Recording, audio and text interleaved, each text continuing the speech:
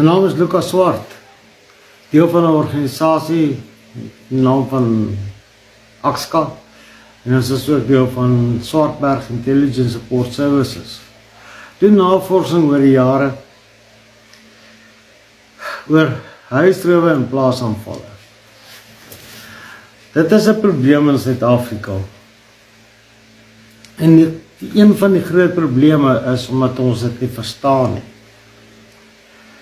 Die grootste verskil tussen die ou Suid-Afrika en die nuwe Suid-Afrika, wat sê jy dink is dit? Baie mense het baie antwoorde, maar die grootste verskil is eintlik Ubuntu. Nou, ek dink dit was hier in die 2000s het oud-president Mbeki 'n toespraak gehad, het was in 2002 oor Ubuntu. Ek is, want jy is. En dit het die verbeelding van die mense aangegryp.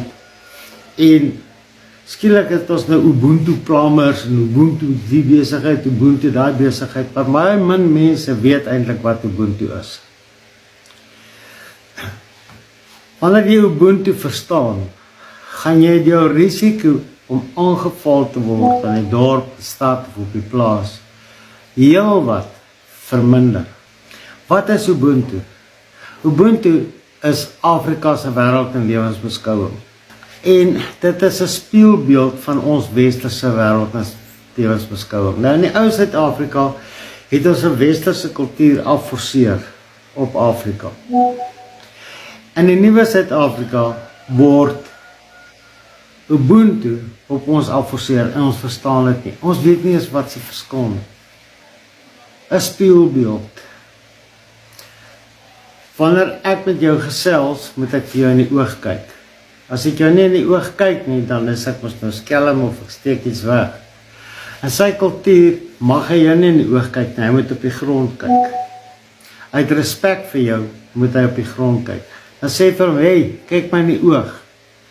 Jy dwing hom om nie vir jou respek te hê. Ons praat sodat jy mooi kan hoor. Ek praat nou sodat jy my mooi kan hoor. Maar hoe meer respek hy vir my het, hoe sagter gaan hy praat. Nou kyk hy af en hy praat so dat ek nie kan hoor nie. Dit is alles goedjies waar jy hom dwing om nie vir jou respek te hê nie. Ons Suid-Afrikaners is baie hard. Hoe sê hulle in Engels loud, ons is raserig. Maar dit is hoe Afrika maar op ons afgedruk het. En Afrika is geweldig, dit is 'n groepskultuur. Elke stam is 'n stam, en dit is 'n groep, soos die Xhosas is 'n stam. Die Vendas is 'n stam, die Zulus is 'n stam, die Tswanas is 'n stam, die Sothos is 'n stam. En binne die stam is daar 'n baie sterk groepskultuur. En wanneer ek 'n onreg pleeg teenoor een lid van die groep, pleeg ek 'n onreg teenoor die hele groep. Dit is waar 'n bietjie se ding inkom. Dit is, hulle glo God het die mens op die aarde gesit, en so lewe die mens van die aarde af asof uit God se hand uit. En geen mens op hierdie aarde kan iets vir homself toeëien nie, want alles is geskenke van God aan die mens. En die mens aanvaar alles op hierdie aarde as geskenke van God. Daarom is die Zamazamas nie 'n probleem nie, want die goud is geskenke van God aan die mens. En geen individu of myn of regering het die reg om God se geskenke aan die mens vir homself toe te eien nie. So binne die kultuur is hulle baie sensitief verskinder. Dit is soos ons, toe ek klein was dit nog op plaastelefone wat jy geslinger het, dan met 'n sentrale praat, en sentrale met jy deursit aan die volgende nommer toe. En dan is daar 'n ou tannie op die lyn wat of jy verveeld is en luister sy nou maar in, wat gesels ons. En in die klein dorpies verskinder 'n baie groot storie. Binne in groot korporatiewe besighede is skinder 'n groot storie. En skinder is irriterend. Maar wanneer mense oor jou kinders het ten minste die moeite werd om oor te gesels, maar dit is nie nou waar dit gaan nie. Binne in die groepskultuur waar almal een is kinder net so groot probleem. En daarom moet almal so hard praat, dat almal kan hoor waaroor hulle praat. Want mense wat saggies praat, skinder. En daarom is dit normaal binne in die swart kultuur om hard te praat, sodat almal jou kan hoor.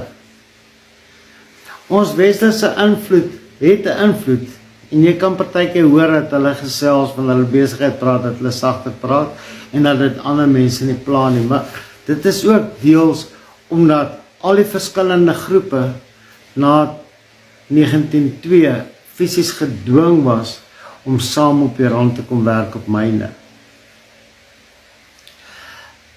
Het 'n mate van 'n verligting gegee, maar tradisioneel bly daai ding terugkom. Jy praat hard, dat almal kan hoor, want as jy sag praat, skinder jy. En dit is eintlik maar, ons het ook seker maar geleer om harder te praat, om mekaar te kan hoor, binne in gesprekke. Die Afrika kultuur is baie interessant. Hy sal byvoorbeeld, as ek eers by die huis kom, dan maak ek die deur vir my vrou oop, sodat sy eerste instap. Want uit die ou tyd uit, het ek nou gesien dat dit veilig is, en ek hou dit veilig agter haar om in die huis in te gaan. Swarte sê, nee, julle wit mense is banggatte. Hy sê, jy kan ons nou klaar sien, dis veilig hier buitekant. So ek moet eers ingaan, om te gaan kyk of dit veilig in die huis is vir die vrou om in te kom. So presies die teenoorgestelde. Ons laat die vrou eers instap, goeie maniere, hy stap eers in, goeie maniere. Wanneer ons met mekaar staan en gesels, kom druk hy hier tussendeur. Al staan ons naby mekaar, hy skuur hier deur. Goeie maniere. Want hy, deur te skuur tussen ons twee wat nou gesprek het, sê hy vir jou, neem kennis, ek is ook hier. So as jy iets wil praat waarvan ek nie moet weet nie, neem kennis, ek is nou ook hier. Dit is waarom hulle so deur, nie ongeskik nie, goeie maniere. Jy sal ook sien hoe hulle mekaar groet. Het Khoza, wanneer hy jou groet, gaan hy sy regterhand opsteek, om te wys, daar is geen bedreiging binne in sy hand. Hy het nie kierie nie, en hy gaan jou nie klap nie, sy hand is oop. Shangaan, Zulu, gaan jy ook met die regterhand groet. Die Shangaans, hulle is bietjie aggressief, hulle moet jou met twee hande oop groet. So as hy jou groet, dan wys hy jou met twee hande. Handgebare is baie belangrik.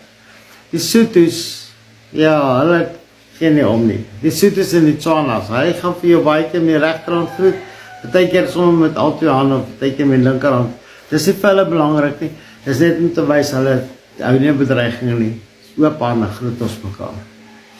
Maar wat interessant is van 'n Khoza, is wanneer 'n Khoza jou met die linkerhand groet, dan beteken dit uit 'n probleem met jou.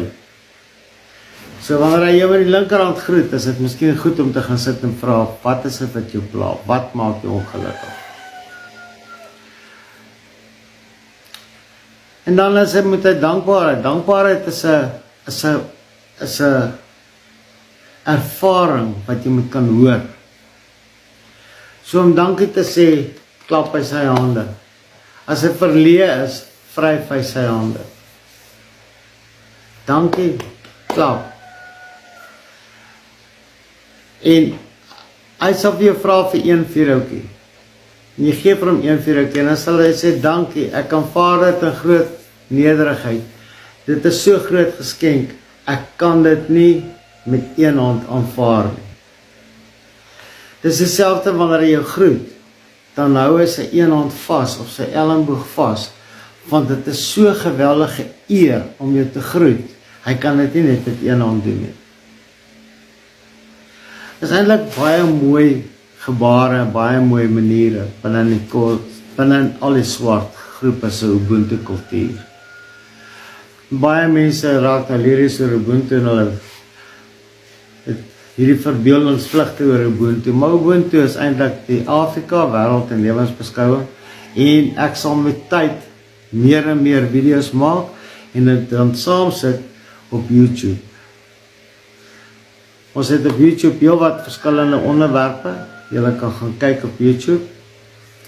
Jy kan hom gaan soek, Swartberg en Akska, en kyk onder Ubuntu, onder die speellys van Ubuntu. Dan gaan ons vir jou die hele Ubuntu dingetjie soveel as moontlik verduidelik. Dankie.